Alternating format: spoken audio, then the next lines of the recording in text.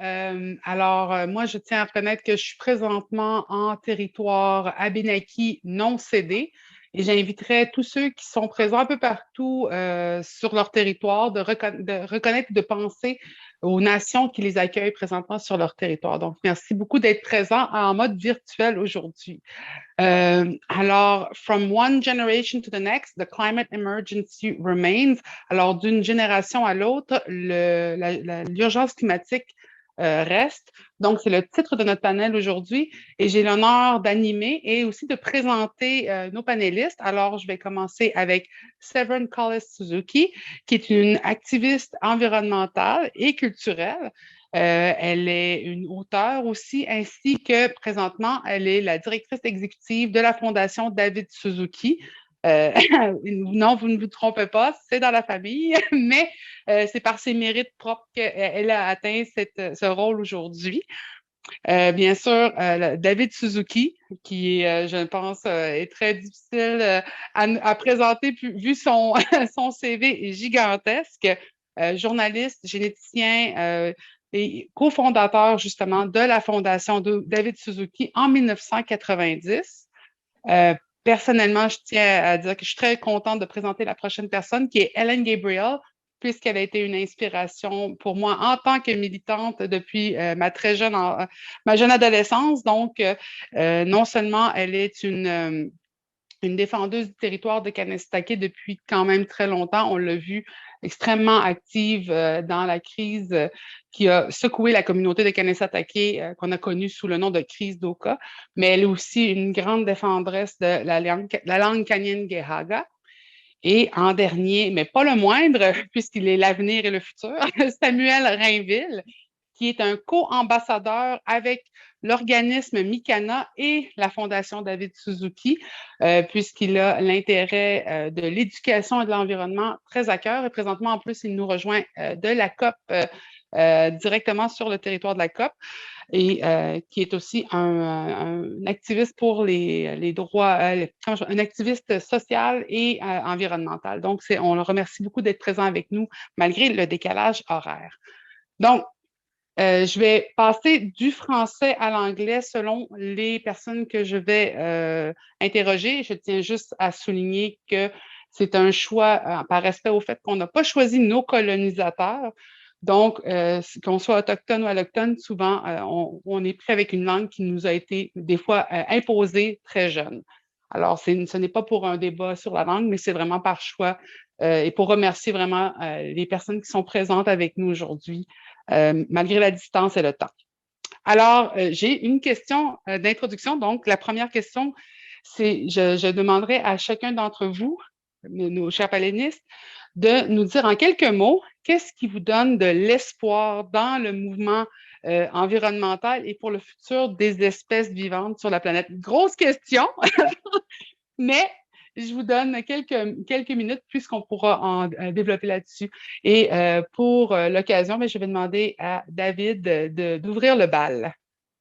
So, David, would you tell us in a few words what gives you David, hope? pouvez-vous nous dire en quelques mots quels sont vos espoirs sur le mouvement environnemental et l'avenir de notre espèce et des autres espèces qui se trouvent avec nous sur la planète? C'est une question très difficile de mon point de vue. Après avoir passé 24 ans de réunion COP, pour moi, celle-ci n'est pas différente. Le problème, c'est que le fondement sur lequel nous avons commencé la conversation à ces réunions, il y a tellement une grande diversité de gens, de cultures, de personnes qui se rassemblent et qui commencent à discuter de leur propre point de vue culturel. On ne comprend pas, malgré toutes ces différences, ou que nous sommes une seule espèce, nous sommes tous ensemble, nous appartenons tous à la même catégorie d'espèces. Il me semble que nous devons tous reconnaître en tant qu'espèce unique que nous partageons le besoin le plus fondamental. Si nous n'avons pas d'air pendant 3 minutes, nous mourrons. Si nous ne devons respirer de l'eau, de l'air pollué, nous serons malades. La même chose peut être dire pour la nourriture, l'air, les rayons du soleil qui nous donnent de l'énergie. Si nous ne commençons pas à reconnaître que ce sont des cadeaux sacrés de la nature et que nous, en acceptant ces cadeaux, nous avons une responsabilité de les protéger.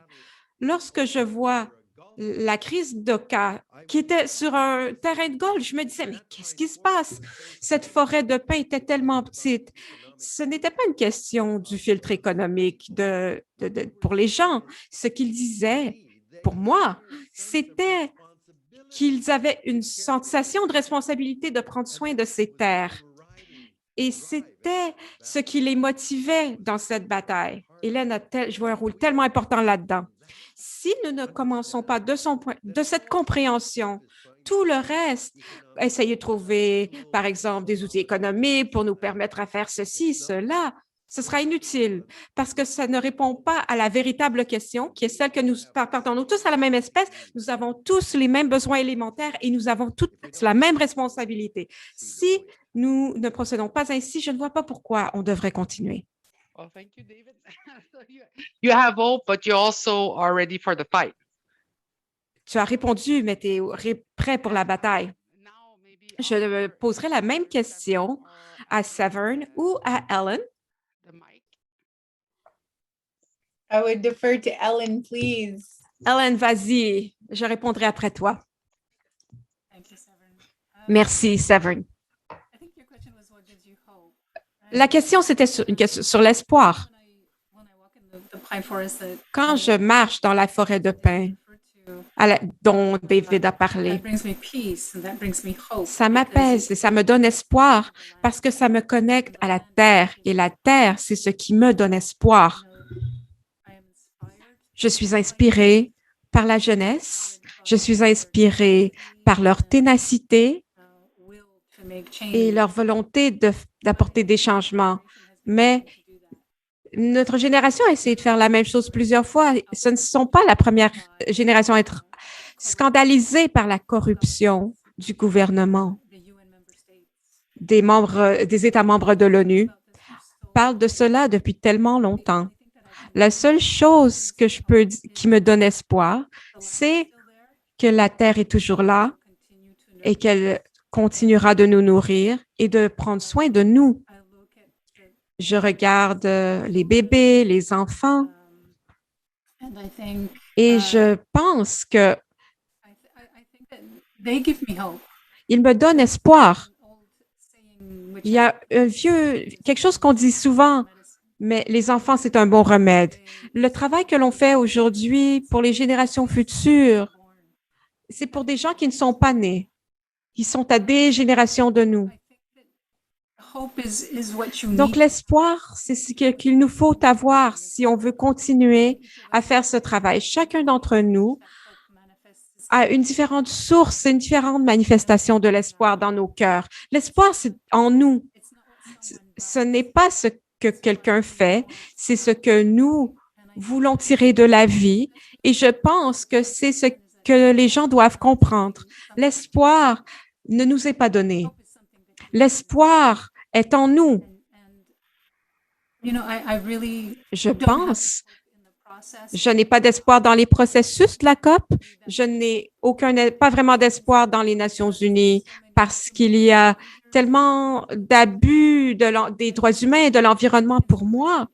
L'inspiration vient des gens qui, comme David, comme la jeunesse, qui travaillent sur la revitalisation des langues. Ce sont eux qui sont importants pour nous inspirer dans nos cœurs, dans nos esprits, pour garder vivant l'espoir en nous. Merci, Ellen. Puisque vous et David avez parlé des forêts de pins, j'aimerais rappeler aux participants, c'est que certaines des forêts ancestrales dans l'Est du Canada, certains que j'ai pu visiter sont tellement impressionnants. Je n'avais jamais vu des pins aussi grands parce que les arbres sont coupés, donc ils restent toujours petits. Mais quand je vois pourquoi vous vous battez pour les maintenir, parce qu'on y trouve quelque chose qu'on ne trouve nulle part ailleurs. Severn. Merci, Melissa. Merci tout le monde. C'est vraiment un honneur d'être ici avec Ellen, avec Melissa, Samuel et bien sûr David, mon père. Je suis vraiment, vraiment heureuse d'être ici. Melissa, you started with perhaps the most difficult. Mélissa, tu as commencé par la question la plus difficile. Tout le monde veut parler de l'espoir, de l'optimisme, de la motivation. Pour moi, l'espoir, c'est un sujet controversé. Les gens ont une relation différente avec la notion d'espoir. Certains se fâchent quand ils nous entendent parler d'espoir. L'espoir signifie différentes choses pour différentes personnes. Pour le moment, comme Hélène a dit, je n'ai pas d'espoir en les négociations de la COP. Je n'ai pas d'espoir que les leaders du monde se réveillent soudainement pour nous sauver. Mais je suis très inspirée par ceux et celles qui sont là, comme Samuel, comme Hélène, qui se bat depuis si longtemps, comme David, qui envoie toujours son message, qui n'a pas renoncé. Ça me motive à combattre, à lutter pour mes enfants. Et je vois le moment présent comme le moment des héros, le moment de l'histoire où on entend, où l'héros arrive. Nous sommes ici. Et un point où l'humanité doit choisir.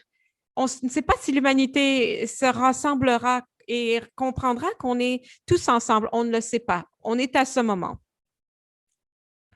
Donc, c'est très important de penser à l'espoir et ce qu'elle peut faire pour nous. Il nous faut nous assurer que nous pouvons toujours avoir un récit qui donne des pouvoirs à la jeunesse qui s'empare de la cause et qui doit continuer à lutter. C'est très important. Je suis profondément d'accord avec le fait que nous avons un super pouvoir. En nous, il y a la magie, c'est la terre, les eaux, la nature. C'est là que se trouve notre espoir, comme a dit Ellen. Inadagwai, où je vis depuis 14 ans, j'ai été très honorée comme invitée de la nation de pouvoir vivre, des Haïdas de pouvoir y vivre. Mes enfants, depuis quelques étés, voient des baleines sur la côte. Et c'est tout nouveau.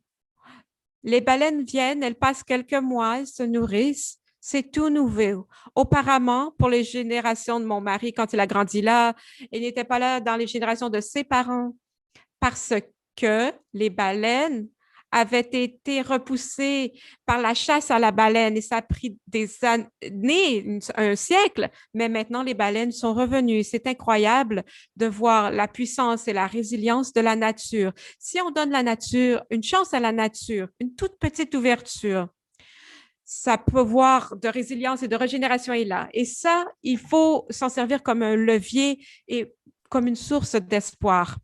Merci, Saverne.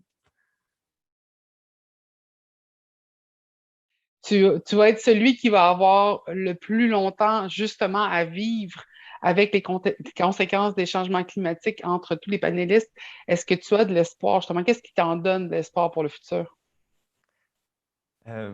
Écoute, Mélissa, évidemment que j'ai beaucoup d'espoir, mais avant de répondre directement à ta question, je veux dire à quel point ce genre d'événement-là m'en amène beaucoup. Là, c'est très gros pour moi d'être avec Severn, David, d'être avec toi aussi, Mélissa, qui a été un rôle de modèle dans ma vie, mais avec aussi Ellen. Je ne peux pas vous dire à quel point que je suis fier d'être avec vous à partir de Glasgow, la nation écossaise. J'ai aussi une petite pensée avant de poursuivre à mon territoire, le territoire Innu qui est non cédé. Je suis actuellement très loin de mon territoire. Oui, de l'espoir, j'en ai beaucoup. Je suis même enjoué que tu commences la conversation avec cette question-là. Je pense que le fait en fait, on a souvent le réflexe d'avoir la conversation autour de la justice climatique, puis terminer avec la question sur l'espoir. Puis je trouve qu'on fait un peu les choses dans le désordre dans ce temps-là. L'espoir, c'est la première chose qu'on a le matin quand on se réveille. C'est ça qui nous donne l'énergie d'aller travailler, puis de faire notre mission en tant qu'activiste, en tant que professionnel ou en tant qu'être humain, tout simplement. Puis mais à la fin de la journée, quand on se couche, tout dépendant les défis qu'on a rencontrés, j'ai l'impression qu'il y a des journées, ben, peut-être que l'espoir n'est pas toujours au rendez-vous. Puis je pense que c'est correct aussi. Il y a des choses qui ne sont pas toujours simples. On continue de voir des industries extractives. On continue de voir de la déforestation. Moi, je pense que cet espoir est un moteur. Puis l'important à la fin de la journée, c'est de se dire comment demain je peux travailler mieux, comment je peux recommencer ce cycle-là, puis, puis partir à nouveau avec une nouvelle journée en même temps que le soleil, puis de se dire, ben, soyons motivés. Ici, à Glasgow, j'en ai énormément. Là, je suis comme en grande recherche, je me sens hyper privilégié. On l'a dit, c'est une COP qui est assez exclusive cette année. Ça vient avec un peu de culpabilité d'avoir pris l'avion, d'être venu ici à Glasgow, d'être un jeune autochtone. Donc, c'est sûr que je réfléchis beaucoup à cette culpabilité-là et j'essaye de la transformer le plus possible dans une responsabilisation puis de me dire qu'est-ce que je peux faire pour donner accès à l'expérience que je vis. J'ai la chance de voir la jeunesse autochtone, le leadership autochtone, une approche de solution. Puis c'est cette approche de solution qui est dirigée par des personnes autochtones qui à la fin de la journée, mais, me le donne mon espoir. Oh, écoute, Samuel, je trouve justement le fait d'être sur un panel où est-ce qu'il y a beaucoup de personnes qui ont été actives pendant quand même assez longtemps sur des enjeux qui nous touchent encore et continuellement et dans le fond qu'on transfère vers la future génération, malheureusement. On aurait aimé que la solution ait été trouvée.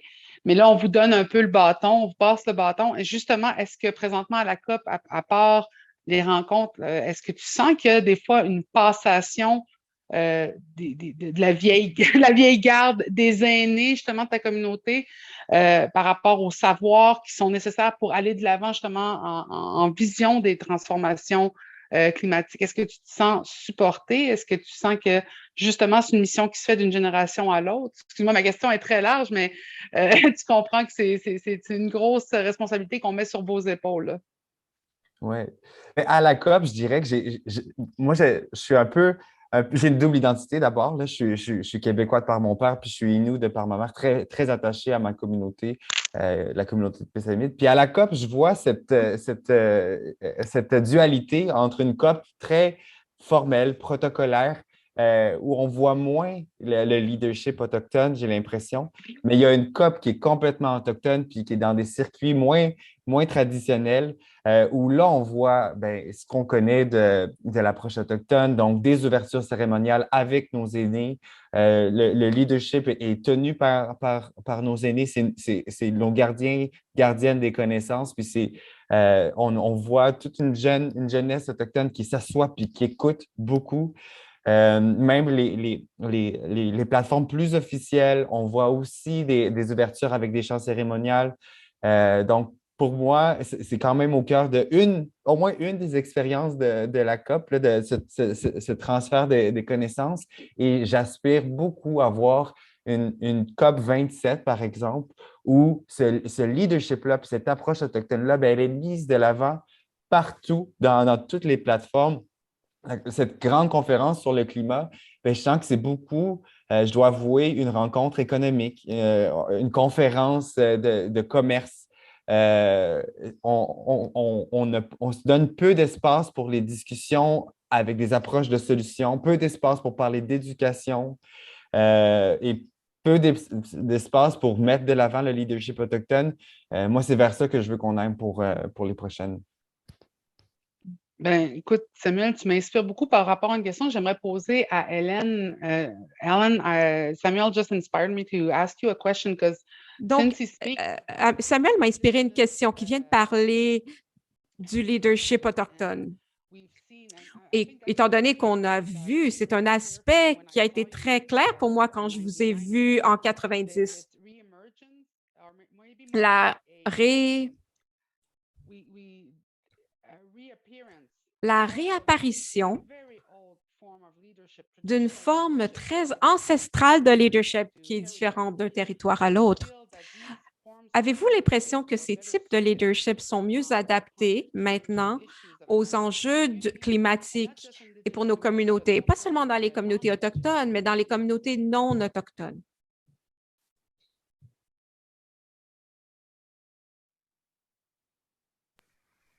Do I hear That's a Ellen? good question. C'est une bonne question.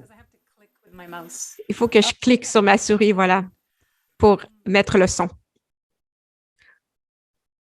Le savoir traditionnel continue d'être marginalisé. On a commencé à le reconnaître dans les années 90 et ce qu'on oublie souvent, c'est le rôle des femmes, le rôle de leadership des femmes. Un bon leader, qu'il soit homme ou femme, si on était dans une société idéale, bien sûr, ça ne changerait rien. Mais on parle de colonisation et de valoriser les femmes dans des rôles de leadership. Mais souvent, les femmes détiennent les terres parce que, comme la terre, les femmes donnent naissance, elles prennent soin. Donc, le leadership des femmes doit être valorisé, il doit être moins marginalisé et je pense le voir dans les jeunes leaders autochtones qui sont des femmes mais qui émergent sur la scène. Luna Makamasma est comme toi et d'autres femmes dirigeantes. Les savoirs traditionnels des Autochtones est reconnu par les États-Unis comme une solution de clé pour s'attaquer au changement climatique. Et ce n'est pas seulement en mariant la technologie et la science avec les savoirs autochtones traditionnels. Encore une fois, ça remonte à quelque chose d'ancré dans les lois autochtones. C'est l'esprit et le cœur, les façons de penser.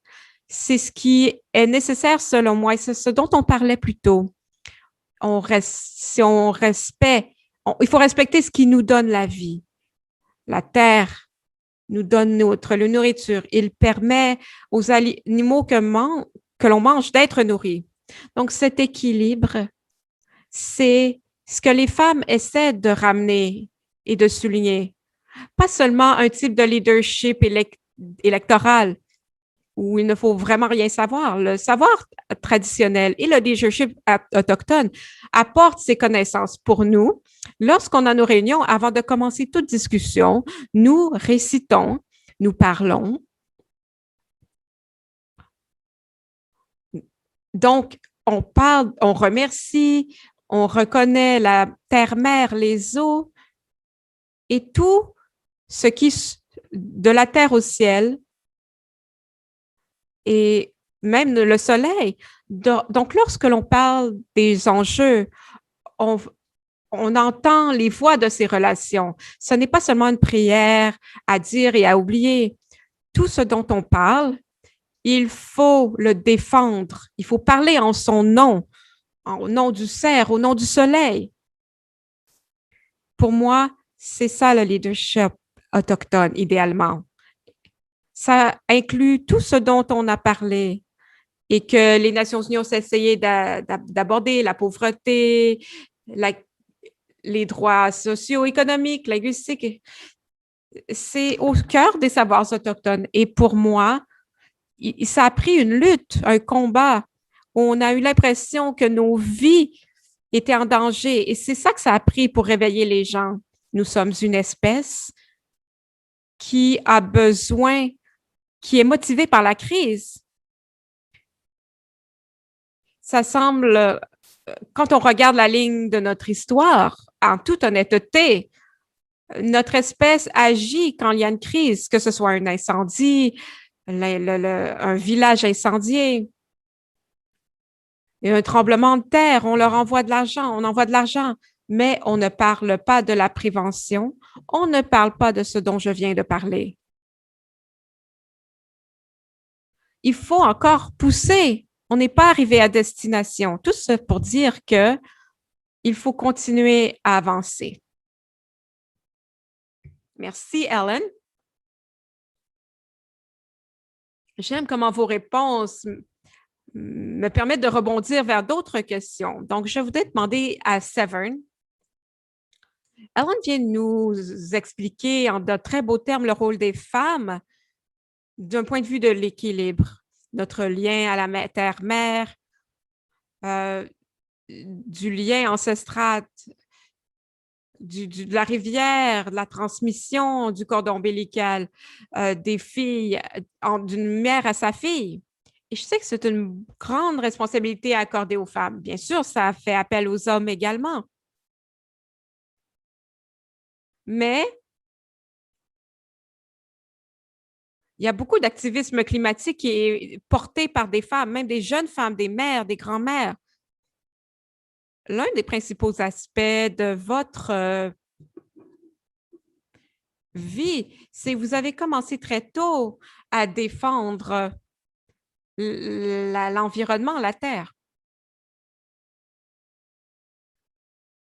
Comment vous êtes-vous impliqué si jeune et êtes-vous resté motivé sans perdre la tête? Comme Hélène vient de dire, nous sommes nous réagissons à la crise, que ce soit un volcan ou une crise, n'importe quoi. Comment avez-vous maintenu votre action en mode de crise, mais sans être dans un état de crise? Comment avez-vous gardé l'équilibre entre la vie et la crise? C'est une très bonne question. Je suis née à une époque très excitante en matière du mouvement environnemental. J'étais un enfant pendant les années 80 en Colombie-Britannique. Et à l'époque, il y avait beaucoup de combats pour la forêt vierge, pour la forêt sur la côte ouest. Mes parents participaient beaucoup. Ils participaient à ces luttes. Et c'était toujours dirigé par des Autochtones. Mes parents apprenaient ce qu'était la crise environnementale. Ils apprenaient auprès d'Autochtones dont les terres étaient en danger. Donc, quand j'étais petite, c'était tellement excitant. Il y avait des menaces contre la nature et j'aimais la nature. On allait camper, on allait pêcher. Tous les enfants, naturellement, aiment la nature. L'instinct naturel des enfants, c'est d'aimer la nature. C'est ce qui est normal. Et pour la première fois, les enfants n'ont pas cette possibilité. Donc, j'ai grandi, j'ai appris à aimer la nature, mais j'étais confrontée à la crise. Donc, sur les autoroutes en Colombie-Britannique, on voit des brûlis, on voit des piles de déchets qui brûlaient et je voyais des colonnes de fumée, mais je voyais des actions qui étaient prises. Je voyais des gens incroyables qui luttaient et qui disaient non, non. Donc, j'ai été aspirée, ça m'a tellement inspirée, il fallait que je participe. Et mes parents ne m'ont jamais rien fait croire. Ils n'ont jamais essayé de me protéger de ce qui se passait vraiment. Donc, on était un peu en équipe. C'était l'objectif de notre famille de joindre les rangs avec les Autochtones pour nous battre pour leurs terres et de faire notre part. Donc, j'ai eu la chance d'avoir ce soutien. Ce n'est pas le cas de tout le monde. La famille de tout le monde n'a pas les mêmes avis politiques. J'ai eu la chance que ma famille partage mon point de vue politique. C'était un cadeau incroyable. Comme mes parents étaient très proches des Premières Nations, j'ai établi des belles relations avec des gens qui sont devenus mes oncles et mes tantes, mes grands-parents, mes mères et mes pères. Je pense que j'ai été sauvée par des professeurs autochtones. Les peuples autochtones survivent des extinctions depuis Christophe Colomb, depuis la colonisation. Maintenant, le reste d'entre nous, on se réveille sur une nouvelle extinction. Et les Autochtones disent, bien sûr, on le savait, il y a une menace sur notre espèce. Nous menaçons nous-mêmes notre propre existence et nous le savons. Les Autochtones savent comment survivre. Et il faut vraiment le dire et il faut comprendre que les penseurs occidentaux, les gens qui sont des colonisateurs doivent comprendre qu'il y a des humains qui retiennent le monde connecté à la Terre dans la réciprocité. Ils retiennent le monde pour nous tous. C'est pourquoi les solutions axées par les Autochtones sont la voie de l'avenir parce que les Autochtones maintiennent cette connexion. J'ai tiré beaucoup parti des enseignements de ses oncles et des Autochtones. Et ça m'a probablement sauvée.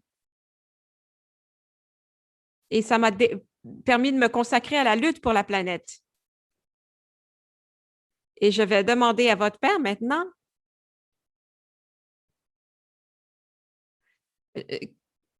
David, vous et Terracolos avez cofondé la Fondation David Suzuki en 90.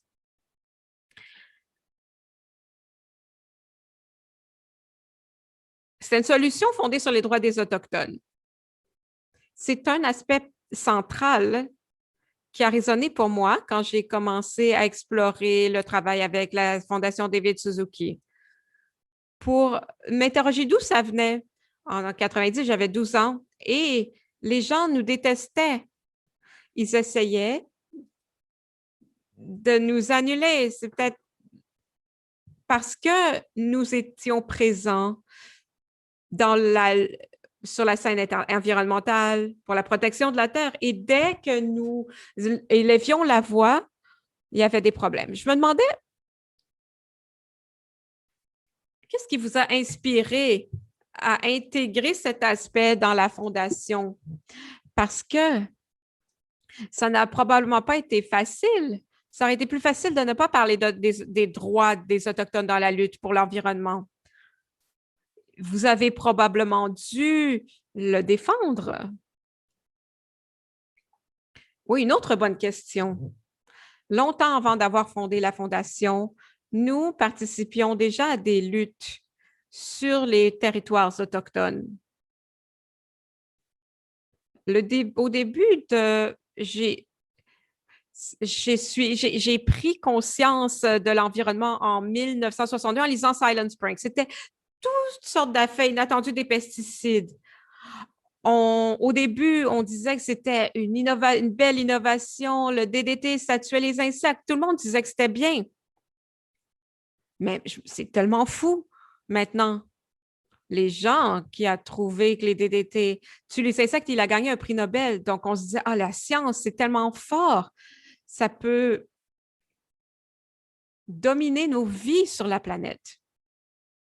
Mais on ne savait pas qu'il y avait une chose toute simple comme la biomagnification. On vaporise certaines choses et puis ça se retrouve dans la chaîne alimentaire, ça se retrouve dans le lait maternel et c'est concentré tellement plus. Comment avons-nous accepté le DDT quand on ne savait même pas qu'il y avait des effets secondaires, y compris la disparition des aigles? Non, mais on aurait dû dire non. Donc, ce produit qui tue tous les insectes, parce qu'un d'entre eux nous dérange. Les insectes, c'est le groupe animal le plus nombreux. Sans les insectes, les écosystèmes s'écroulent. On vaporise des produits chimiques qui tuent tous les insectes parce qu'il y a un insecte qui s'attaque aux patates ou aux plants de coton. C'est fou. Mais on n'avait pas cette conscience à l'époque. Donc, j'ai participé à des luttes dans des secteurs pollués, Rapidement, je me suis mis à lutter contre les forêts. C'était toujours des terres autochtones. Donc, ce n'est pas par accident que nous nous sommes impliqués avec les Autochtones. L'une de nos grandes luttes entre Tara et moi, pour Tara et moi, après un film que j'ai fait sur l'Amazone et ce qui s'y passait. Après avoir rencontré un leader Kayapol, nous avons participé à la lutte pour la forêt amazonienne. Mais c'est la lutte des Kayapol pour leur territoire. Nous étions profondément impliqués aussi au Japon. Nous avons lutté aux côtés des Autochtones en Australie, dont les terres étaient inondées par des barrages. Donc, d'une fois à l'autre, des gens qui luttaient, c'était les Autochtones parce que la bataille, c'était pour leur avenir, leur culture, leur terre, tout y était relié. Je pense que c'était par ces batailles que nous avons pris conscience du fait que leur connexion à la terre, c'est ce qui nous manquait. Et ce qui manquait aux colonisateurs et dans leur culture qui avait pris d'assaut la planète. Quand les Européens ont découvert des moyens de naviguer sur des longues distances et de revenir chez eux, c'était des technologies critiques pour eux. Après, ils ont fait des distances, ils ont découvert l'Afrique, ils ont découvert l'Amérique. Et ils l'ont découvert même s'il y avait déjà des gens qui y vivaient. Ce qu'ils ont répandu sur la planète, c'était une mentalité de ressources. Ils sont venus sur les terres pour chercher des possibilités, des terres pour agricoles, des arbres pour construire des bateaux, de l'or. Ils n'avaient pas vraiment de sens de connexion à la terre. Et c'est pour cela que les luttes ont impliqué ceux qui détiennent les terres qui n'ont pas encore été appropriées. Donc, c'était tout naturel pour moi d'adopter une perspective autochtone et que cette perspective deviendrait fondatrice pour ce qu'on fait. Croyez-moi, je pense que nous avons été des étudiants chanceux d'avoir appris cette perspective autochtone. Tout ce que j'ai appris sur notre crise environnementale vient de la lentille de la connaissance autochtone. Donc, j'en serai toujours reconnaissant. Pour moi, ça ne ferait aucun sens de ne pas lutter aux côtés des Autochtones quand on parle d'environnement. Merci, David. Ça a été une lutte très longue pour les communautés autochtones. Il faut avoir une certaine sensibilité sur les territoires parce que tout est interrelié, mais d'une façon beaucoup plus petite. Et il nous faut souvent nous comparer avec les grands besoins de l'industrie, l'argent, beaucoup de ressources, beaucoup de terres. Et quand on essaie de défendre une partie de la forêt pour ses aspects culturels, pour cet aspect médicinal, ça revient toujours à une opposition avec l'argent, à l'avenir de l'industrie, à l'économie, qui est toujours l'argument qu'on nous force à adopter. C'est cela qu'on ne fait pas de progrès. On est confronté avec un enjeu qui est beaucoup plus vaste que l'enjeu des profits d'une entreprise ou des puissances politiques. C'est une crise existentielle qui transcende tous ces autres aspects. Quand on parle à la COP26, Mark Carney, c'est un bon gars. Je lui ai parlé plusieurs fois, mais il essaie d'employer les outils économiques. Mais pourquoi est-ce que c'est l'économie la force motrice de tout ça? Pourquoi Jeff Bezos, l'homme le plus riche de la planète, pourquoi on lui donnerait toute la place pendant que les jeunes, pendant que les Autochtones, que les femmes sont repoussées aux marges et dans les coins? Parce que cet homme, c'est le plus riche sur la planète, il va nous dire, ah, wow, parler de son voyage de 18 minutes dans l'espace. Mais si tu es si stupide qu'il faut que tu ailles dans l'espace pour comprendre qu'il y a un problème écologique, pourquoi est-ce qu'on l'écoute? L'argent parle et c'est ça le problème. Il faut casser le système, je pense.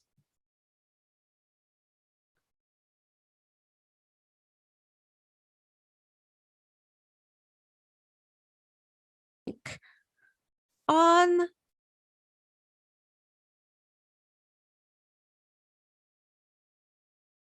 Aboriginal issues, but also for the reality that today's youth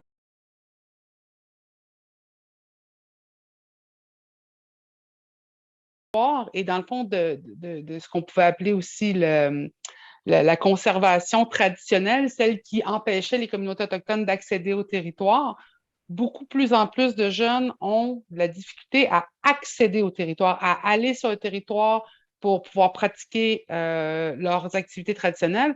Mais non seulement ça, mais justement à cause qu'on est les premiers peuples sur la ligne quand ça vient à la disparition des ressources, accéder aux ressources qui ont été là pendant des milliers d'années. Je pense beaucoup, c'est le caribou, je pense aux animaux, aux plantes qui étaient là de façon abondante et qui sont de plus en plus en train de disparaître. Donc, Samuel, toi, tu te trouves dans une situation en tant que jeune activiste qui non seulement veut promouvoir les savoirs, mais veut aussi protéger le territoire, veut aussi accéder à ces savoirs ancestraux, partager, échanger. Est-ce que tu vois une solution par rapport au traumatisme intersectionnel, mais aussi intergénérationnel qui confronte les jeunes autochtones aujourd'hui qui sont sur le terrain? C'est une grosse question, mais c'est un enjeu qui est de premier intérêt aussi pour les jeunes aujourd'hui, ce que j'en ai entendu. C'est la question que j'aime le plus, pas dans le sens qu'elle me fait plaisir, là, mais dans le sens que je pense que c'est la question clé présentement dans l'approche des jeunes autochtones au niveau des questions environnementales. Euh, et on le sait, c'est quoi l'impact qu'a eu les écoles résidentielles sur la génération de mes grands-parents. On a une génération complète qui a dû apprendre de force la culture de quelqu'un d'autre, puis était complètement non permis de pratiquer la leur. Mais ça a créé une génération, la génération de ma mère, qui s'est posée la question, est-ce que j'enseigne mon identité culturelle à mes enfants ou j'essaie de leur donner un maximum de chances pour qu'ils puissent pouvoir naviguer dans la société canadienne, la société dans laquelle on habite. C'est un choix qui n'a certainement pas été facile. Je vais être éternellement reconnaissant à ma mère de l'avoir fait. Mais aujourd'hui, moi, je ne parle pas l'innu. Je parle ou très peu l'innu. Je n'ai pas grandi la majorité de ma vie, j'ai grandi en milieu urbain. Mon éducation, je l'ai faite au cégep, à l'université, et je n'ai pas eu accès autant que j'aurais voulu à une éducation autochtone. Puis j'aime beaucoup que Severn, David ont mis de l'avant, qui ont beaucoup, beaucoup appris auprès d'un leadership autochtone. Moi, en tant que jeune Innu, je n'ai pas encore eu beaucoup accès à ça parce que j'ai dû aller dans les circuits traditionnels de l'éducation. Puis il faut travailler fort dans notre temps libre pour se dire, OK, ben là, je suis presque dans la trentaine, je veux apprendre ma langue, j'ai un travail, j'ai des factures à payer, puis je veux avoir un diplôme universitaire, mais en plus, j'ai la responsabilité de garder ma langue en vie et je veux aller me réapproprier le savoir du territoire, le savoir de mes aînés, qui est parfois très loin de où on habite dans les grandes villes. Donc, il faut faire du temps pour ça. Moi, je vois dans les solutions autochtones une hyper grande opportunité non seulement d'amener une approche pour moi qui va fonctionner au niveau de la lutte climatique, mais aussi tout un processus de réappropriation culturelle, d'affirmation identitaire. On a une jeunesse qui décroche dans les communautés, une jeunesse qui arrive pas à terminer ses études. Bien, sortons cette jeunesse-là en territoire. L'éducation en territoire est fondamentale. Puis, tout le monde qui est ici a un lien d'attachement très fort avec notre territoire. Ça, j'en suis certain que vous soyez autochtone ou non. Il y a quelque chose de fort de sortir dans une forêt puis d'apprendre à vivre avec ce qui nous entoure. Puis ça, ben, c'est une solution au décrochage scolaire. C'est une solution culturelle. Puis on a en fait, je pense, la responsabilité morale et légale à ce point-ci de mettre de l'avant ce type d'approche qui est beaucoup plus réparatrice dans le processus de guérison des Premières Nations. Puis en plus, ben, il y a énormément de potentiel en matière de lutte climatique. Ah, merci Samuel. Samuel, j'ai eu la chance justement de te voir nous enseigner en forêt. C'était une expérience totalement différente. Non seulement parce qu'on n'était pas dans une boîte, je disais un shoebox, là, dans une boîte à chaussures, mais aussi parce que ça venait connecter vraiment avec ce qu'on essayait de défendre. Ça nous faisait voir justement le territoire. Et un aspect que tu as souligné qui est extrêmement important parce que j'ai le même enjeu que toi, c'est la perte de la langue parce que ça a été vraiment quelque chose qui a été poussé, forcé, qui a été vraiment engagé justement par le gouvernement canadien à travers les pensionnats, à travers les écoles de jour, à travers les écoles sur la communauté. So, as I'm saying, Ellen, I'm going to push this question towards you because as Toi, Ellen, comme Samuel nous dit, la perte de la langue que nous avons vécue, Samuel et moi, par exemple, dans les pensionnats, dans les écoles de jour et dans les écoles sur les réserves, où il y avait des programmes pour nous préparer à des programmes en français ou en anglais. L'un des aspects centraux dont on me parle souvent chez les jeunes activistes autochtones, c'est qu'ils veulent apprendre leur langue. Certains aspects que les gens non autochtones disent, mais pourquoi faites vos affaires en français et en anglais? Et je sais que vous défendez activement les langues. C'est un aspect qui n'est pas bien compris, l'importance de maintenir les langues traditionnelles. C'est aussi de maintenir des façons de penser qu'on ne peut pas traduire en français ou en anglais. Est-ce que c'est un aspect que j'ai bien compris? Est-ce que vous l'avez vu dans votre propre programme linguistique?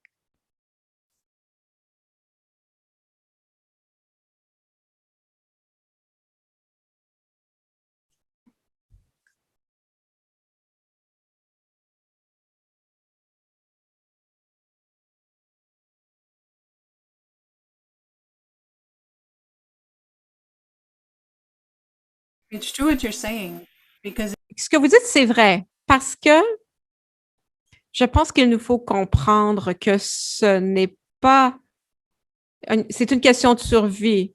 C'est ce qu'il nous faut faire pour survivre.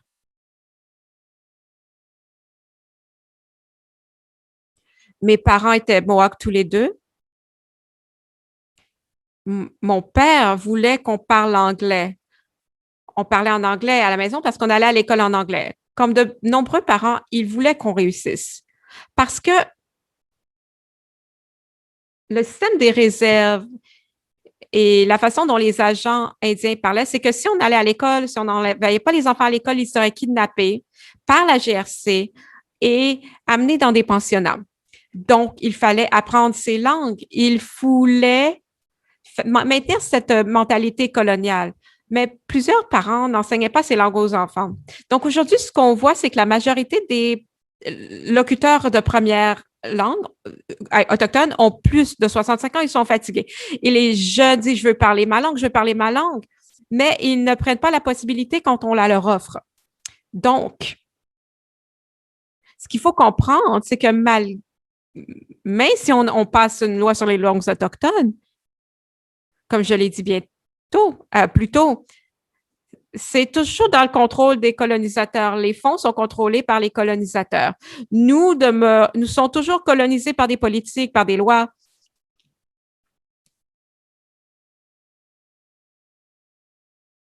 Si on n'a pas les ressources pour financer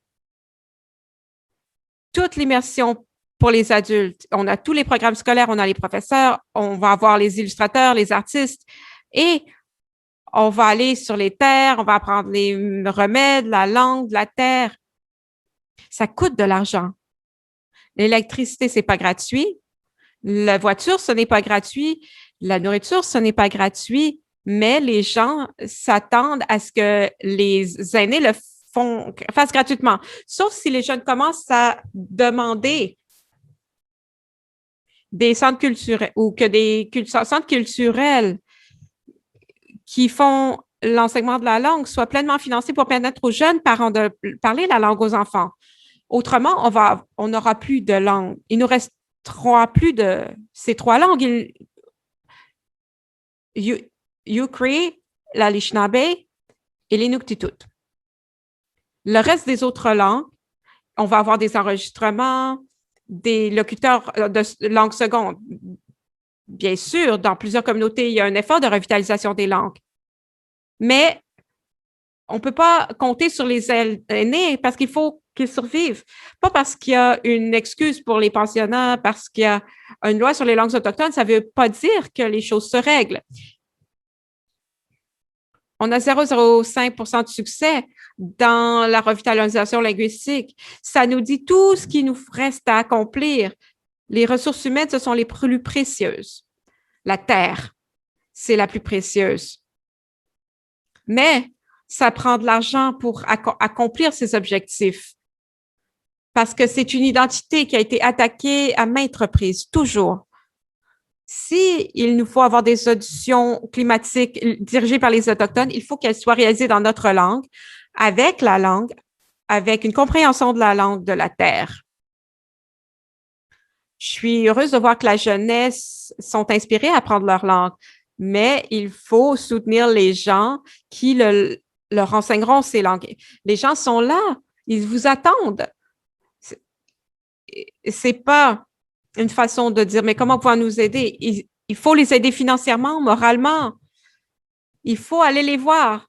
Ça ne devrait pas être enseigné à l'université, dans les cégeps. Ça devrait être enseigné dans les communautés, là où la langue est employée et parlée. Nos ressources sont minimes, insuffisantes. Tout le monde essaie de prendre l'argent. L'argent devrait aller aux locuteurs et ceux qui peuvent l'enseigner. Il faut apprendre à penser dans une langue. Quand on entend un mot, on peut le visualiser. On peut voir tous les différents composants qui s'y ajoutent. Il y a des gens qui le parlent. La langue des gens de la pierre, notre mère, la terre. Il y a plein de choses qui sont complexes et elles nous apprennent à mieux comprendre notre relation au niveau moléculaire. L'esprit de cette molécule et comment nous pouvons l'encourager et la nourrir. C'est ce que les gens ne comprennent pas de nos langues. C'est plus qu'une communication, une forme d'expression. Elle contient en elle-même l'esprit de la terre des gens et de leur compréhension qui date de plusieurs siècles. Merci, Hélène. J'utilise souvent l'exemple.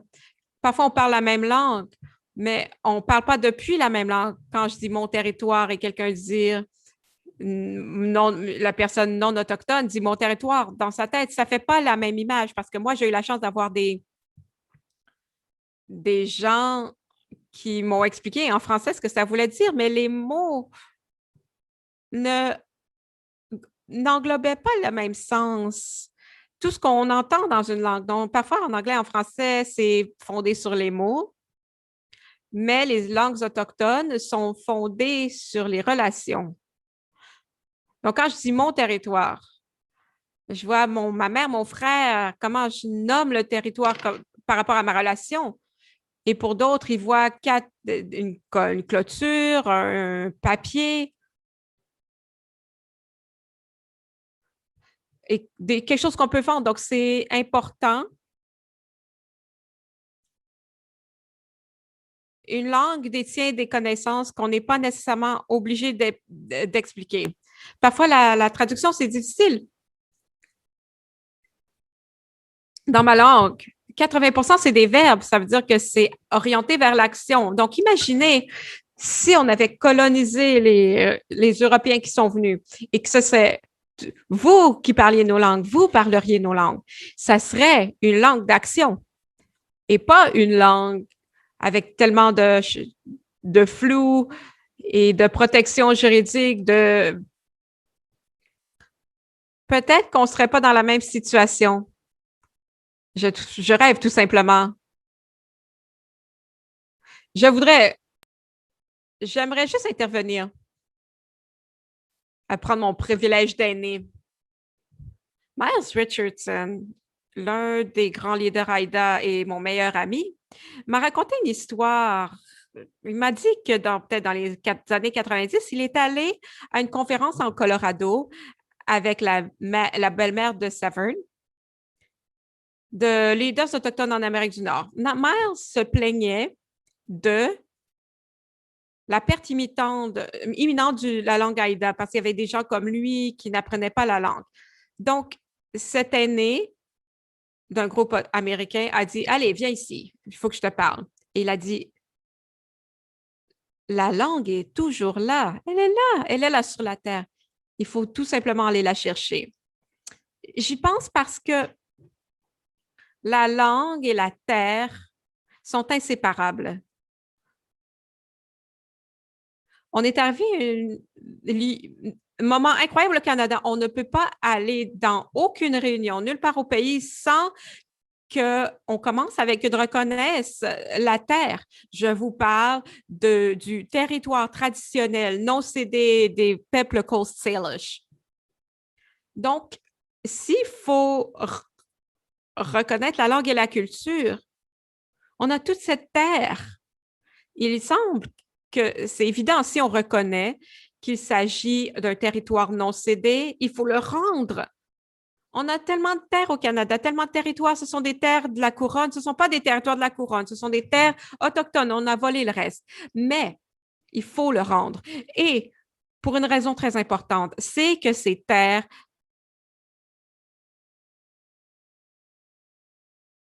il faut donc leur culture et leur langue viennent de la terre.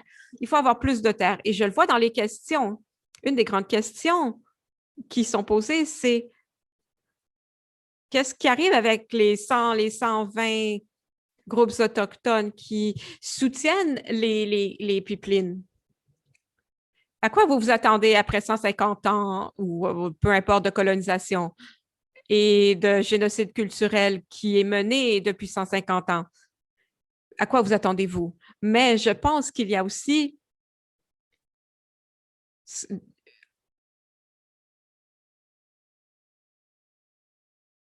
il y a un leader qui dit quand on va dans les communautés autochtones, c'est qui les meilleurs amis des puissances coloniales?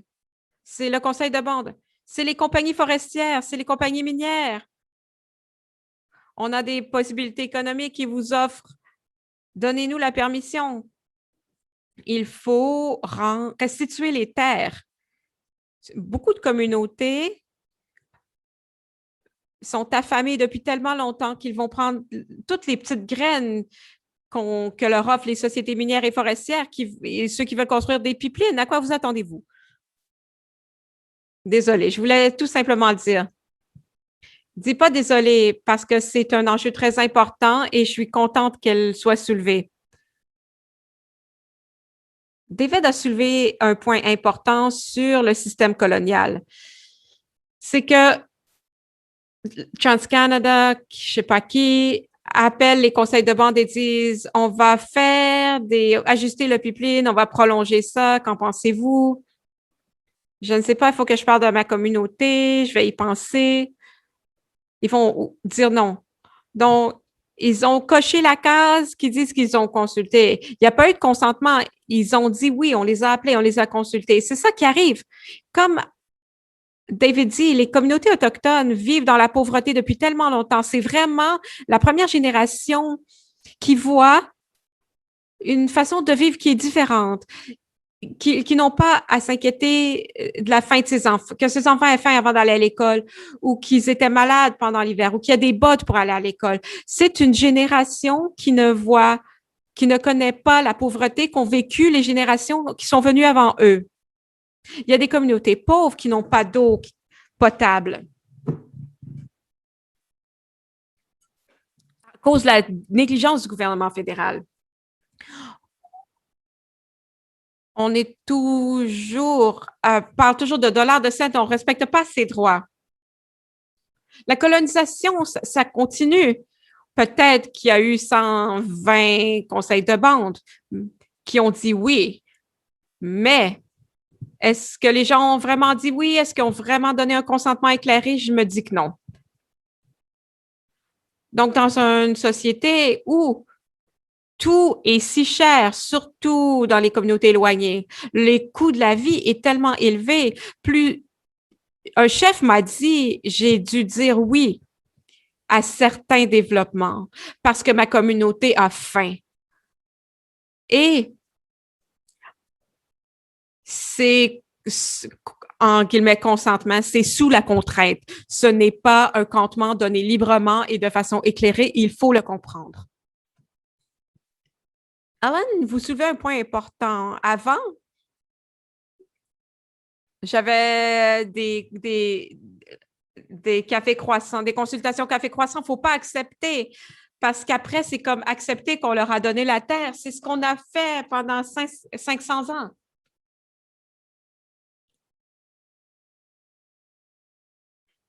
C'est tellement ironique, mais il faut mieux vaut en rire.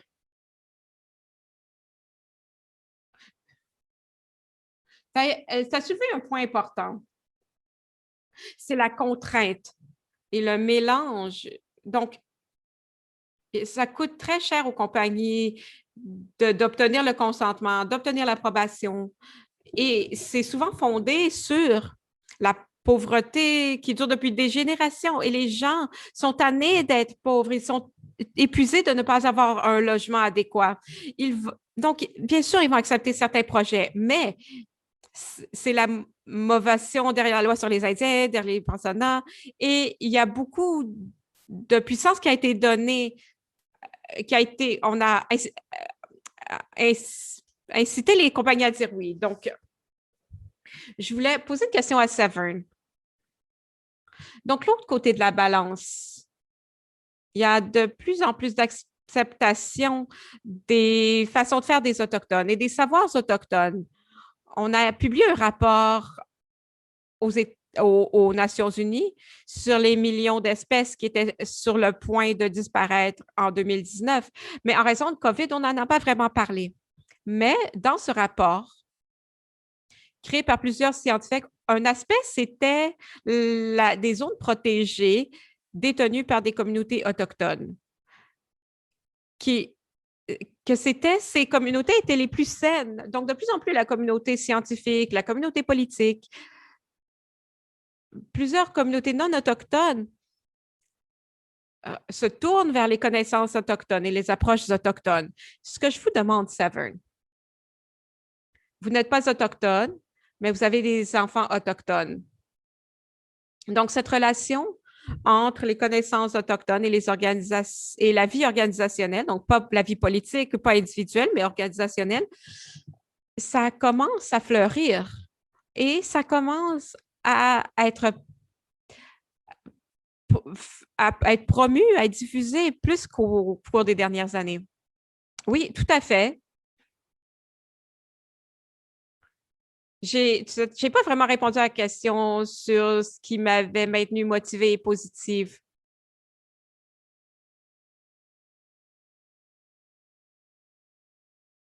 Donc, à la COP26, ça fait 26 qu'on fait. J'étais à une conférence en 92, à la conférence de Kyoto en 97 et on espère toujours, mais avec la même paradigme à résoudre une génération plus tard, rien n'a changé. Je pense que nous avons quelque chose de très spécial se produit. Mélissa en a parlé. On est à la croisée d'une nouvelle compréhension en raison du grand changement climatique. Donc, tout le monde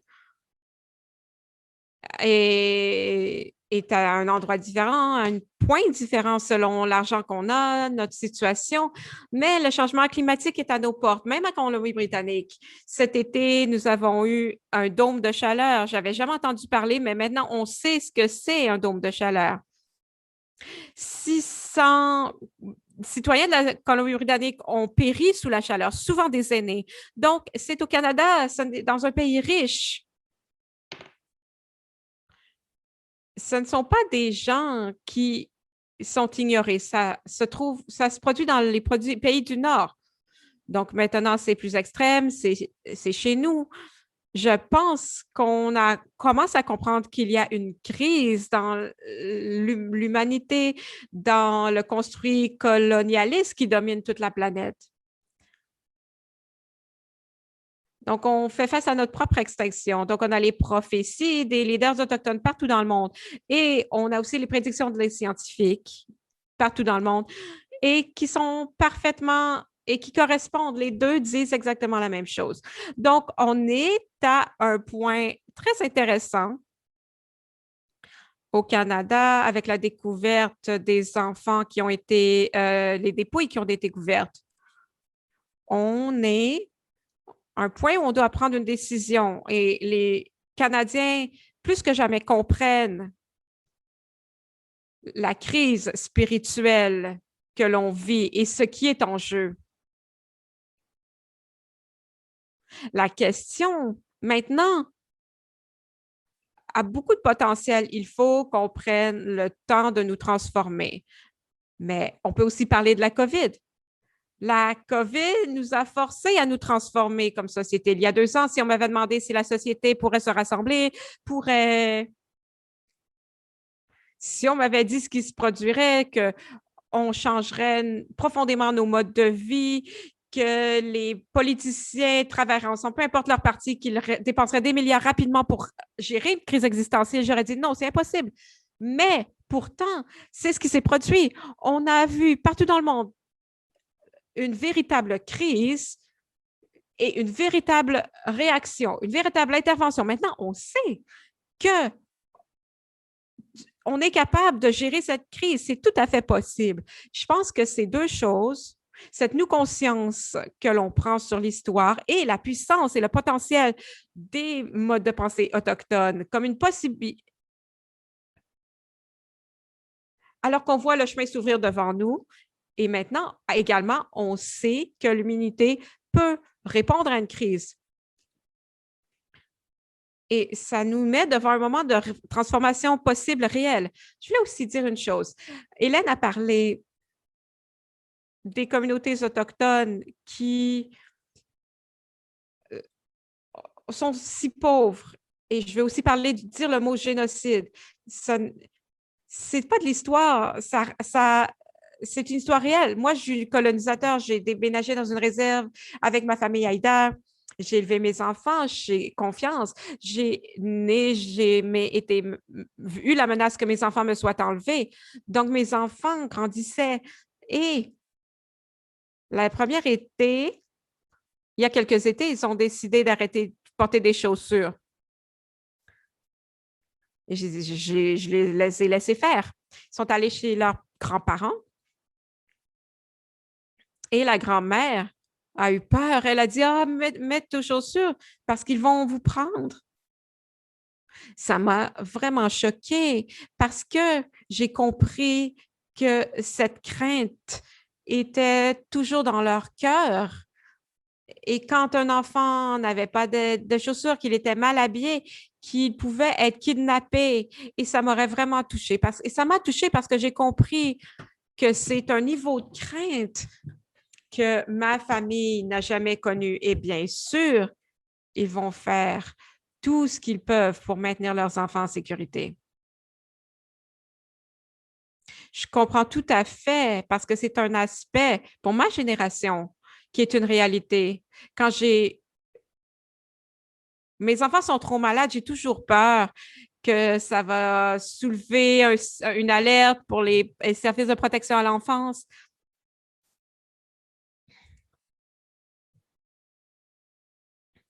Donc oui, c'est une réalité pour plusieurs personnes dans les communautés.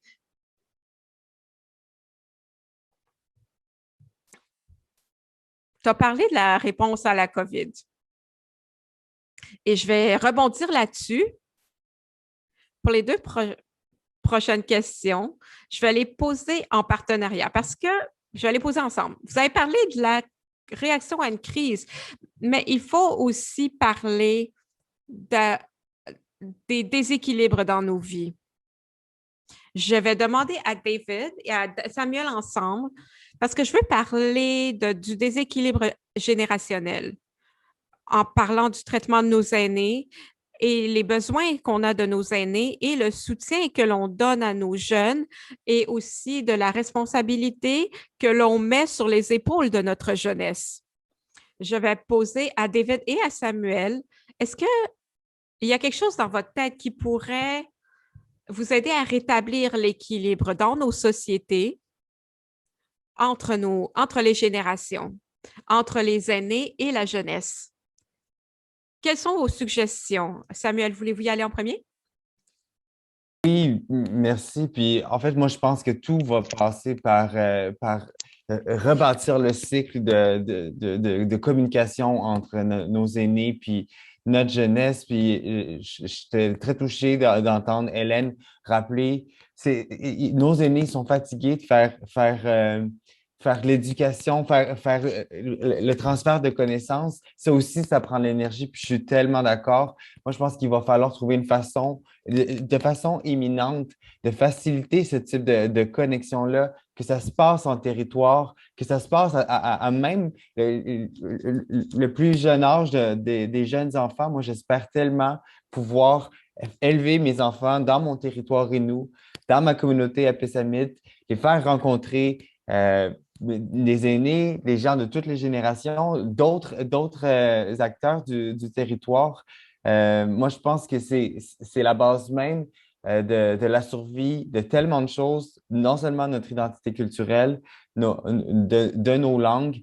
Je pense que c'est aussi ce qui va allumer la prochaine génération de jeunes pour s'engager dans...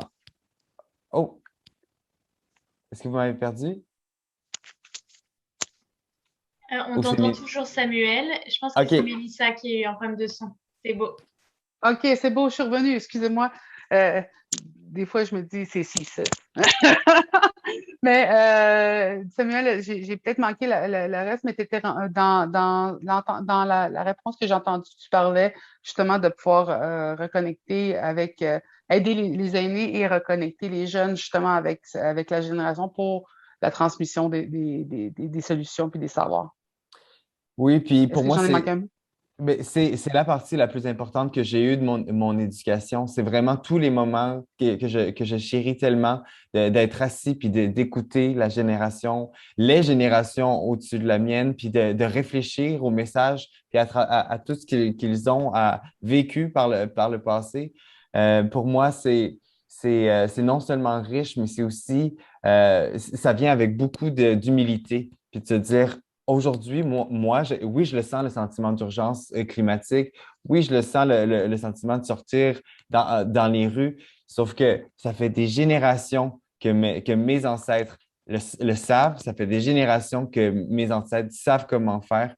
Pour moi, il faut boucler cette boucle-là de transfert de connaissances, puis de pouvoir soutenir, faciliter ce type d'apprentissage-là. Ça prend des sous, ça prend des programmes de financement au niveau de l'éducation. Moi, je pense qu'il faut l'intégrer à même les curriculums primaires, secondaires. Merci beaucoup, Samuel. David. David, avez-vous des suggestions pour nous aider à combler les écarts, non seulement en matière de santé, par exemple les aînés qui sont laissés derrière, et comment les aînés sont déconnectés des enjeux de la jeunesse? J'imagine que vous avez des idées sur cette question.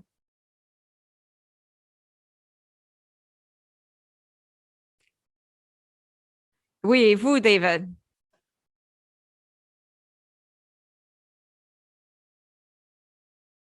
Donc, ce qu'Hélène a dit et ce que Samuel a dit sur les besoins de financement, je crois fermement qu'il nous faut redonner toute la terre aux Autochtones pour qu'ils en prennent soin.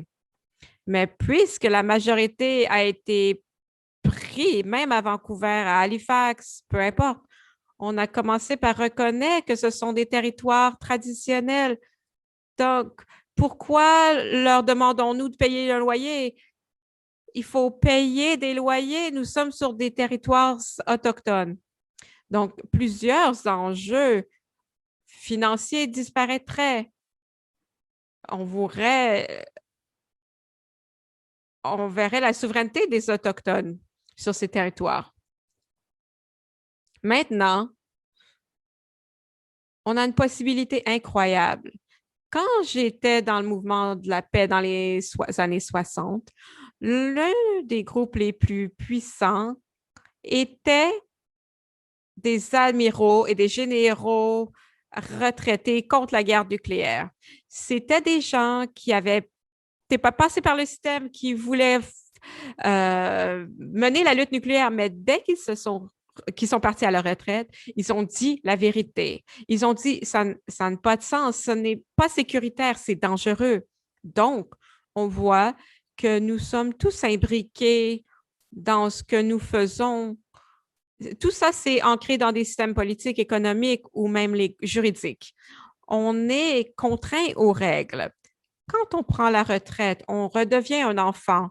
La puissance du discours de Greta et de tous ses adeptes, c'est qu'ils ont l'innocence de ne pas s'engager au statu quo.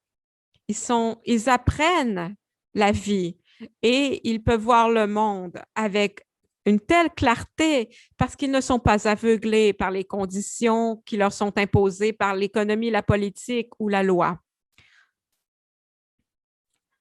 Greta Thunberg a un message si puissant parce qu'il est simple, parce que c'est la vérité. Mais les aînés qui sont passés par le système, je pense à un homme qui s'appelle Adam Zimmerman, le directeur général de Miranda Forest, Mellon Blodell. J'ai discuté avec lui. Il insistait. Il me mettait à l'épreuve, mais il avait tort.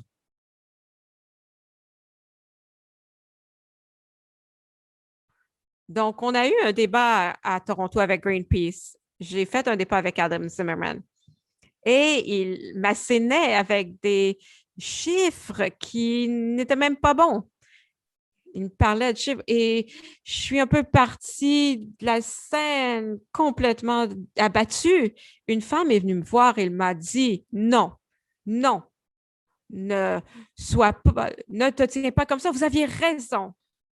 Poursuivez la lutte. » Et ça m'a tellement aidé. Et c'était la femme de Adam Zimmerman.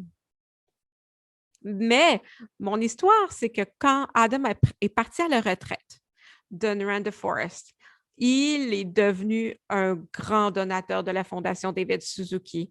Donc, quand on est soulagé de toutes nos obligations et qu'on peut dire la vérité, comme c'est le cas pour les aînés qui ont de l'expérience, les aînés sont une ressource, ils ont une telle possibilité. Maintenant, ils sont libres de toutes les chaînes du statu quo. Et ils se joindront les rangs avec la jeunesse pour apporter un leadership. Et la jeunesse apportera la présence physique et les aînés leur sagesse et leur expérience de dire la vérité. C'est une possibilité incroyable pour notre mouvement. David, c'est une vérité. Je me souviens quand on a commencé avec des danses, les gens étaient surpris parce que nous avions des aînés qui étaient loin qu'ils avaient plus de 80 ans. Ah, les aînés viennent, ils sont toujours venus.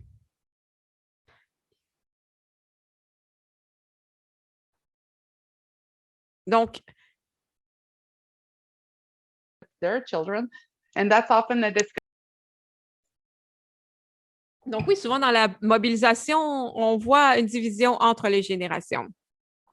Donc, je vais poser la dernière question à Severn et Ellen, une question combinée pour elle aussi. Il y a un déséquilibre entre la jeunesse et les aînés. C'est notamment pour la médecine. Un autre déséquilibre que je vois, qui est très proéminent, c'est le déséquilibre entre les genres.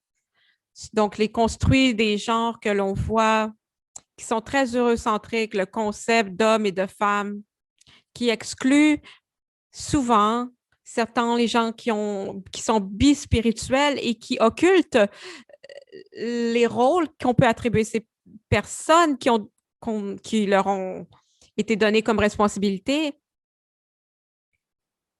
au lieu de la responsabilité de domination domestique, si on veut que les femmes font telle chose, les hommes ont plus de pouvoir dans notre communauté. On voit souvent un meilleur équilibre. Maintenant, en matière de changement climatique et dans l'aspect de changement climatique, les femmes et les enfants, les aînés, tout le monde qui a qui est touché par les droits humains est très actif. Ce sont eux qui sont les plus exposés au risque. Donc, je vais pose une question difficile. Je vous demande, pour vous, quelle serait une solution?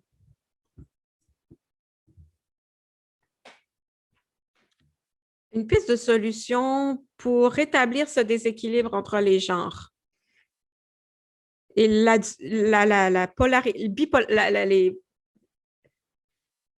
le système binaire entre les genres.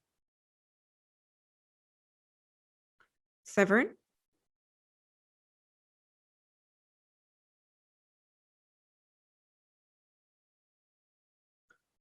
On se demande tous quelles sont les réponses, quelles sont les solutions.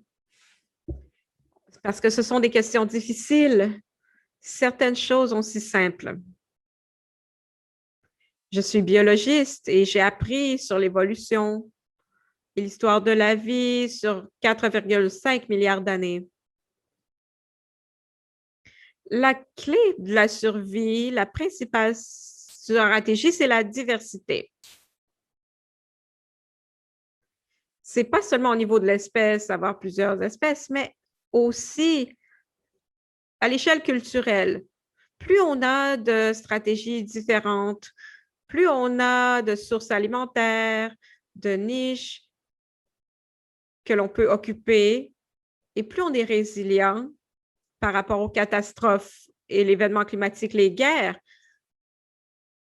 les attaques des autres espèces, plus on a de stratégies de survie, plus on est protégé. Mais ce qu'on fait, c'est le contraire. On essaie de tuer la diversité à tous les niveaux. Biologiquement, on élimine des espèces, mais aussi on tait la diversité culturelle.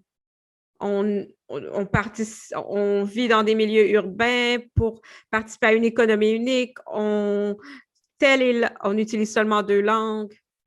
On utilise seulement une langue disparaît à toutes les 2 semaines. On participe à une culture monolithe et on a toutes les mêmes idées et ça nous affaiblit, ça nous rend plus vulnérables aux chocs qui s'en viennent et qui ont commencé avec le changement climatique et avec toutes les autres choses que l'on fait. Donc, une solution absolue, c'est la diversité. Et rehausser la diversité dans tout ce que l'on fait, c'est essentiel. Donc, en multipliant les voix qui nous représentent, c'est bien.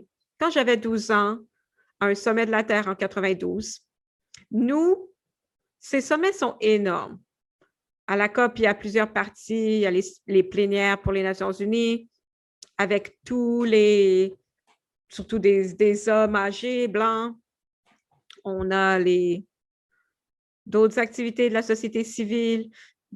Et j'étais au Parlement de la Terre, avec tous les aînés, tous les enfants, tous les Autochtones. Ils avaient tous été rassemblés là.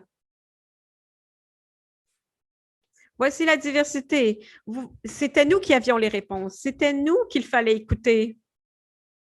C'était nous qui bâtions le chemin pour l'avenir. Donc, la diversité et l'équilibre. En soi, c'est une autre piste de solution qui fait partie intégrante de la culture autochtone, la recherche d'équilibre. On ne peut pas avoir la connaissance économique sans fin, sans la réciprocité et la responsabilité. Ce qui me frappe avec le privilège aujourd'hui, parce qu'il y a toujours eu du privilège dans l'histoire humaine. Mais le problème avec le privilège, c'est que Il n'y a pas de responsabilité. Le privilège, ça vient toujours à des responsabilités. On est en position de fortune, dont il faut avoir une responsabilité égale envers la terre et de protéger les autres. Donc, il y a deux choses que tu viens de dire.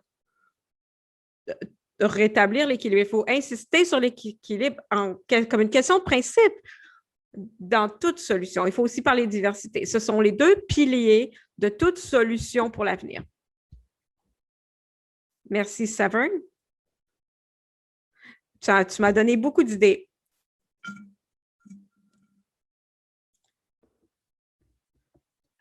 Ellen, à toi le mot de la fin, la réponse. Est-ce que tu as des suggestions pour rétablir l'équilibre entre les genres et les identités et la diversité?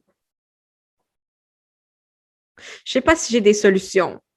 Je vais vous donner un exemple provenant de ma culture. J'ai parlé plutôt sur les mots. Il faut ramener toutes nos relations dans la discussion, pas seulement avec des humains dont les vies sont en jeu si nous ne répondons pas à ce problème en profondeur. C'est tout ce dont nous avons parlé. La diversité, les eaux, toutes ces relations avec lesquelles nous avons une relation depuis des siècles. Et ces enseignements ancestraux nous disent nos rôles dans ces relations. Un aîné m'a dit, les hommes pensent à aujourd'hui, les femmes pensent à l'avenir parce qu'elles pensent à leurs enfants et leurs petits-enfants. Et c'est une responsabilité des femmes, avec les femmes de la maison longue. Nous sommes, comme femmes, responsables et nous avons ces obligations de nous assurer que la terre soit utilisable pour les générations futures. C'est notre responsabilité.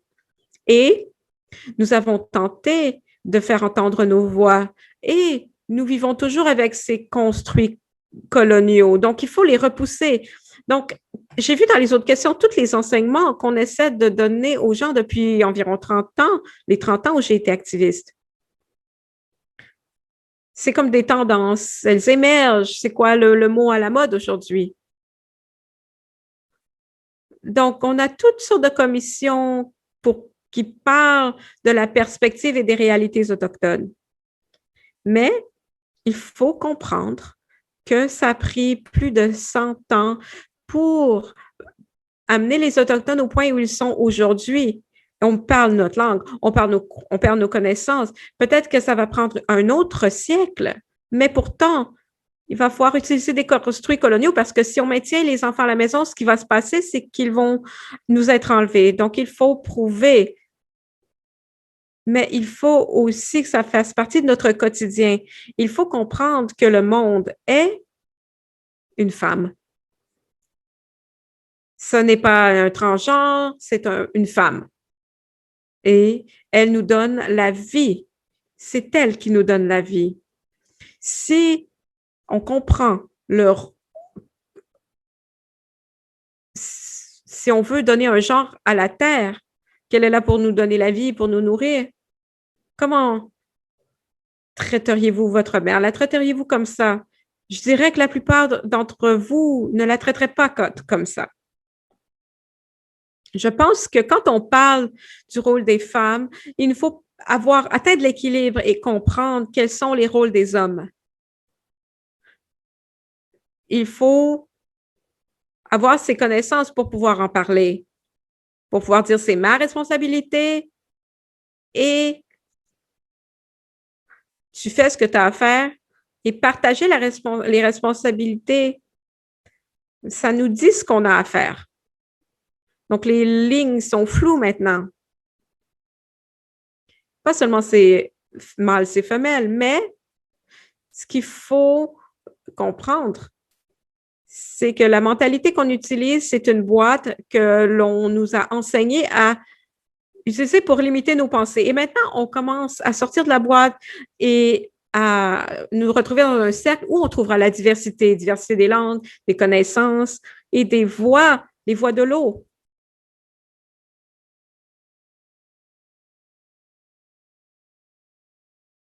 Il y a une femme qui a marché autour des Grands Lacs 5 fois. Elle parlait aux esprits des eaux sans financement parce qu'elle aimait les eaux. Si nous apprenons à aimer la terre et à la respecter et respecter tout ce qu'elle contient, l'équilibre entre les gens reviendra. Mais tant que nous pensons dans cette petite boîte, on va s'en remettre aux hommes des Nations unies, des hommes riches du monde, en leur demandant de prendre les décisions parce que nous qui avons l'espoir et l'inspiration et nous qui avons des droits, nous devons nous prendre action et à trouver des solutions pour arrêter d'attendre que les solutions viennent des Nations unies. Ce sont nous les consommateurs. Nous devons apprendre à consommer et nous devons savoir ce dont nous avons besoin, ce qu'il nous faut pour vivre. Je vis dans une communauté où les gens coupent les arbres. Je vis dans une communauté où le gouvernement du Canada et le gouvernement du Québec n'appliquent pas la loi sur l'environnement, donc nous avons un dépotoir de produits toxiques. Et ça peut durer depuis 23 ans. On n'a pas pu l'arrêter. Il nous faut décider pour nous-mêmes si nous aimons nos enfants, nos petits-enfants, nièces, neveux assez pour prendre le risque et de dire non à ce qui arrive. Ce n'est pas seulement une question de combustible fossile, de voitures. Les voitures électriques contaminent également l'environnement. Il faut se demander c'est quoi la durabilité, c'est quoi l'énergie renouvelable. Nos ancêtres disent il ne faut pas vivre comme ça. Nous détruisons la vie que nous avons. En tant que femme autochtone, je peux vous dire que je pense que nous avons beaucoup de chemin à faire avant que les droits des femmes et des aînés soient respectés. Il faut arrêter de dire aînés et jeunesse. Il faut dire vous êtes des humains et votre âge ne compte pas.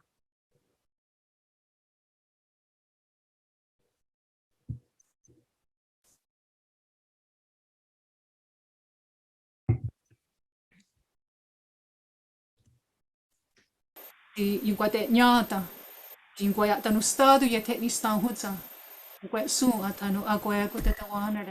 want to thank you for allowing me. Et pour m'avoir donné cette possibilité, et je vous souhaite la paix dans vos cœurs.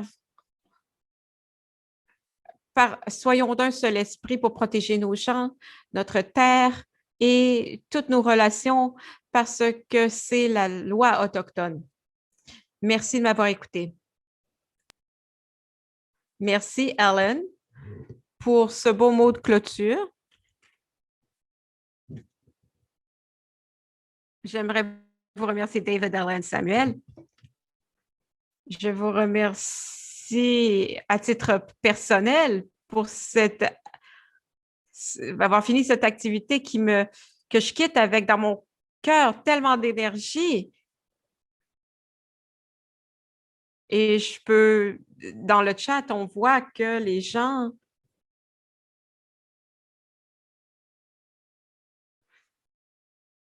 et c'était une possibilité rare d'avoir des conférenciers de si haut niveau rassemblés ensemble et nous fournir l'échange qu'ils ont eu pour nous. Merci. N'oubliez pas de donner aux autres et j'espère que vous recevrez l'amour que vous avez donné et que vous en recevrez une quantité égale.